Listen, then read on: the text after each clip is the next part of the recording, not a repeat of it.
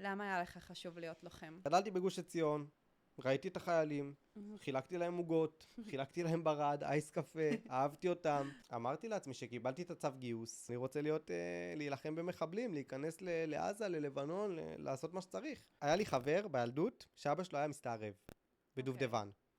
ומה זה המסתערב בדובדבן? בעצם אתה מסווה את עצמך, כמו בפאודה, אתה נכנס לכפרים ואתה מדבר בערבית. עכשיו אני אמרתי, אני תימני, יש לי שיער שחור, אני יכול ללמוד ערבית, ויאללה, ואני נכנס לזה. בעצם עשיתי את הגיבוש צנחנים, עכשיו אני הייתי מעשן איזה קופסה ביום, הייתי שותה מלא בירות, לא הייתי בכושר, לא הכנתי את עצמי יום אחד, לא עשיתי אפילו ריצה של 100 מטר. אמרתי, טוב, אני אעשה את הגיבוש. הגעתי לגיבוש, בלי יום אחד של הכנה, בלי כושר, עם קופסת סיגרות בתיק, ואמרתי, יאללה, מה עושים? אני לא בכושר, אבל אני אתלט, תמיד הייתי אתלט. אז התחלתי לסחול, התחלתי לרוץ, אחרי שנייה כבר התעייפתי, הסיגרות כבר עלו לי, התחלתי לנשום כמו מטורף, אבל אמרתי לעצמי, אני לא מוותר, אם אני כבר פה וכבר הגעתי עד לפה ואני כבר עושה את זה, אני לא מוותר.